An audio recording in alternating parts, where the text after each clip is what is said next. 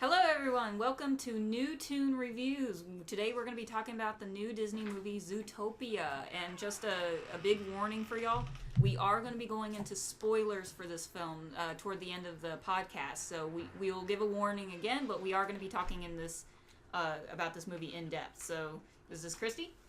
This is Chris. This is Furbs. And we'll start off with a synopsis for the film. So, the synopsis is, I'm a shark. The synopsis is, I'm a meerkat. I believe I'm Octodad. No, turtle. That's it. That's what I am. Okay, so the actual synopsis of the movie Zootopia is you have a bunny cop named Judy Hopps, and she wants to be the very best, like no one ever was. She wants to be a police officer, even though they don't. Anyways, they wanted to. She wants to be a cop, and she was always told you can't be a cop and a bunny because you're a bunny. Yeah, because going back a little bit further. Sorry, car. Sorry, I had to leave. Okay, going back a little further. This is a movie where animals have evolved to a point where they can basically they're super evolved to the point where they're like basically people now. That they have cities, they build cars, transportation, all that type of stuff. So basically what's going on is there are the movie touches upon the main theme is like prejudice and in a point racism in a bit, because the main character Judy Hopps, she wants to be a police officer, but because she's a small little bunny who's considered just meek prey that you could just pick off, they don't take her seriously. She works her little tail off to become a police officer, and she does, but then she still faces those prejudices once she's on the force. Yeah. But basically, so she goes to the city, and the whole thing is that like all of the other cops are these humongous like predators or vegetarians like elephants and stuff, hippos and rhinos, big super big animals. She is tiny in compared to a lot of the animals. Mm-hmm. But what was really fascinating going into like at least for the opening part was that the structure of the city itself and how it accommodates like all the animals, it really like pushed it over the edge, and it just shows like when you get into the character development for the story, like you see like all these different roles that these animals have, but also like the city like kind of reflects those roles, so it's really interesting. Yeah. So the city itself is separated into 6 different areas. You have the Sahara Desert motif. You have a large Arctic region. You have a rainforest, all for each different region of animals, from the camel to the elephants to the panthers, and then you get into the center city, which is a human city. It is Zootopia is like the main city. So with all the environments surrounding it, and that is one of the best things this movie does, is the world building. Just everything you see that accommodates animals is just really well done and interesting. My favorite was the rodent town. Yeah, there are a lot of really great design elements to that movie. I loved Shakira makes a surprise appearance in this movie as a celebrity, and her character is just absolutely like it. It's not that her character or Shakira is ridiculous. I love him, but it was just really surprising and really funny. There are lots of moments like that where like the connections between the animals are really like they made this movie like the reverse of a disappointment. Basically, I was going in there expecting this ridiculous pandering movie, and instead I came out and I was like, wow, that was one of the best movies I've seen forever. So that actually leads us to our next section. As an overall, we all seem to found the movie to be very good. There were parts that could have been better. The parts that may have been a little bit overused, which we'll get to in our spoiler section. Yeah, we'll touch up on those in the spoiler section. But as an overall, this is actually a really good movie. As was mentioned, you have the great world building. The character designs are while anthropomorphic animals, Top they notch. are actually really good. You know? The reason anthropomorphic animals tend to work so well is because they're designed as a stereotype. You know, you're as sly as the fox. You're as fat. You're as the slow sloth. The Oh god. having the mayor as a lion. Okay. But that's just in general. Every time you take a person and try an anthropomorphic animal, that's supposed to embody that type of caricature. I don't know whether they picked on the voice actor first or the character first, but either way, they made the voice acting really work with the character design itself. There's a cheetah that sits at the front desk of the sheriff's office, and he's severely overweight, which is funny because that's a problem in like some cheetahs, especially cheetahs in captivity. And but the voice acting is so bouncy. My favorite character is actually the sheriff. I believe it to be Jonah Hill. Yeah. No, it wasn't Jonah Hill. No. No, it was not. I remember that because I thought it was going to be Jonah Hill, and it wasn't. But I can't remember like the actual actor. But my favorite character was voiced by Idris Elba, and he's got this really like commanding voice. They put him on Bogo the water buffalo, who's the police chief, which is all around a great character design. Yeah, that's what I was going to say. Yeah. Okay, so that leads into the. So we all know that all three of us enjoy the movie. Now, in order to get into the parts where we don't really like, we're going to go into our spoiler warnings. From this point on for the rest of the video or episode, everything we say may lead into spoilers. If you were interested in this movie at all, I would highly suggest you to go watch it and then come back. But if you continue to listen, just know that it may or may not spoil the movie for you. Yes. Okay. So, personally, I like the movie. There was... First things first. Yes. What was your favorite character? My favorite character was probably the weasel. So there was something about the weasel that gets he was just a random robber, and then you meet him again selling bootleg DVDs with like Tangled. It was furry versions of past Disney films, which was Tangled, Wreck-It Ralph, and all of them. Wasn't it Wrangled? It was Wrangled, and it had Maxis, and it had Maxis the horse. They had as Rapunzel. Big Hero Pig with Baymax looking like a pig. It was great. That was a very good scene. But yeah, so what started off Judy Hopps' main story arc in this movie is animals, 12 to 14 mammals across the city have suddenly gone missing. Now, she forces her way into a case because of reasons.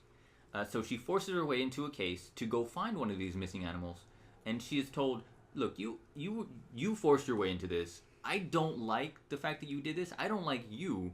So you have 2 days. You have 48 hours to find this person, or you're off the force because I never wanted you here." Yeah, basically because she is a rabbit, they put her on meter maid duty. So she, even as a meter maid, she does her best to collect as many tickets as possible and do the best at her job. So, but still, she's still not taken seriously, and but then she come across as the second main character, Nick Wilde, the fox of the film, and his character's great. Basically, the first introduction scene is him tricking her because he does some pretty shady stuff in the background. She catches him, but then he ends up being a prime suspect or a witness to the case that she's currently following in one of the missing animals. Well, yeah, because Judy has no experience living in the city. It's interesting that she gets this sly fox who has to sort of lay down the ropes for her, but she actually ends up taking control over him and basically blackmailing him into using his underground knowledge to help her navigate the city and navigate the crime scenes that she's trying to go through. So like that kind of character development is like, it was totally awesome. Yeah, and she now how she gets him to do this is by a small little recording pin in the shape of a carrot. Now, that's cool. It's a cool design, but my main issue with this entire movie is that this little carrot pin appears a grand total of 3 times. When she first starts blackmailing Nick, when they have a falling out, and he uses it to tease her, and at the end of the movie. Now, this is my main gripe with this movie, is that if they had not used the pin the second time, because she was holding the pin over him and blackmailing him with it, and when they had the falling out, and they obviously reconcile because it's a Disney movie. When they reconcile, he uses it to kind of make fun of her and poke fun to saying, "Hey, everything's all right." But if he hadn't have done that, it could have been assumed that he had thrown it away because there was no reason for him to keep something that somebody had hurt him with, that it had been previously owned by somebody that had hurt him. And that I would have felt had been more of an impact on the final time near the end of the movie if they had not shown that he still had it on him. That when they had reconciled, if they had Yes and no. if they had not shown that he had re-reconciled and had the pin on him, and then near the end of the movie when he used it again, when he used it, it showed that, hey, yes, you hurt me, but at the same time, I still kind of, I for whatever reason, I didn't feel like throwing this pin away, and now I'm bringing this out to show that even though you hurt me bad, I still kind of had some hope of us doing stuff. But that's my thing. But I think the thing with that is to consider that this is a younger kids movie. Like they're like any kids show, they slip in the occasional joke that is meant for older audiences. But overall, like I think that just to remind this childlike audience that, hey, this thing is here, you need to remember this because this is important. They just need to. I can see why they felt they needed to foreshadow it a few more times. Also, it was just really funny because at the end she literally is like, "I'm a dumb bunny," and he uses that against her to tease her, like you said, and it was that was a pretty funny part. Yeah. But yeah. My biggest gripe with the movie is that while everything was handled well, you still see a lot of things coming. It's just it's still everything flowed well, but at the same time everything flowed to a point where it has a lot of tropes and cliches that, you know, it's not going to be hard to figure out what's happening and what the next thing is going to bring up, and you're going to see probably going to see some of the twists that come up. So my biggest gripe with one scene was probably the scene where you kind of just know that there's a scene where Judy goes back to her farm, and because she messed up, she said something to the overall populace that kind of made things a little shaky. So basically, she goes back to the farm, she comes to a realization, she goes back to Nick, and then they reconcile, yada yada yada.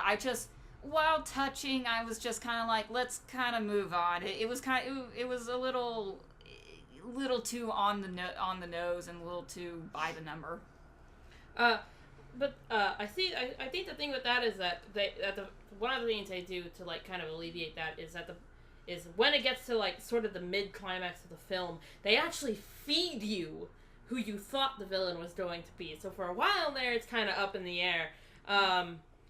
But it's actually more of a line that's kind of harken back to like the police procedurals on TV now. That move was kind of like mature for the audience, but it was really funny. Other than the griping, there were a lot of really great moments in this movie. There's a lot of references to movies like The Godfather. There's lots of jokes about animals and positions that like lots of animal puns. Oh my gosh, sloths at the DMV. The part was literally the best. I've never heard a theater laugh so hard. The scene at the very end with the sloth though was by far. Yeah, but let's keep that in the closet. Yeah. Okay. Now again, this brings back to what I was mentioning earlier. Mm-hmm. The whole city, and the creators had gone on record in saying that the whole city was designed to be a movie about stereotypes. You know, the sloths of the DMV. Mm-hmm. You know, big burly. You know, both carnivores and herbivores. The big burly guys in the police uniforms. And the mayor. And the mayor. But throughout the movie, they turn a lot of those things on their head, which is what made the movie great and not just a by the numbers thing. Yeah. The thing is, like, towards the end of the movie, you're really left with like an overall satisfied feeling. Like there's no upset and disappointment like to be had until you're later and you're like, oh man, I knew that exact moment was coming. But still, it's a fun surprise and it's a fun movie to see with your family and especially with your friends who are also furry trash. But overall, like, this gets my recommendation just for the laughs alone. Like, those were so well done. There is a dance number at the end as well, just for all you theatric types. Yes. As for mine, yes. Overall, very good film, very satisfying, handled very well. There are a few, like I said, I have a few gripes with it. I felt like some of the things were just a little too by the number. I felt that it was there is a twist that Disney has done before, and it kind of, you see it coming, and that was a little bit of a disappointment. But overall, I think it's a pretty great film, and I give my recommendation to go see it. Yeah. Look, if you're gonna be, the movie is good. Go watch it with your family. Go watch it by yourself. It's a Disney movie. They do some good work. That mouse has definitely been anthropomorphic for the past 50 some odd years. So he knows a little thing or two. The movie's good. Go watch it. Yeah. That's it. Oh, one last thing. If you're worried that this is gonna be super cliche on some levels because our dear friend Kristy here has been mentioning all the cliches, there is no romance. Oh yeah. Like, there's a brief mention of love, but that can be taken. Man, someone is really determined to get to that racetrack. I'm sorry, but there's a hint of that, but it could be taken platonically right at the end. But this is they don't make the fox and rabbit have an awkward kiss at the end. You can leave that to your sketchy sites on the web. That was very nice to have just a platonic friendship. No romance at the end. So yeah. And one more thing, I just want to say that, the best thing about this movie is that it does touch on some very great subjects, and it handles them very well. So, definitely go see it. So, this has been Chris. This has been Kristy. And this is Furbs. And we're furry trash. Later. Later.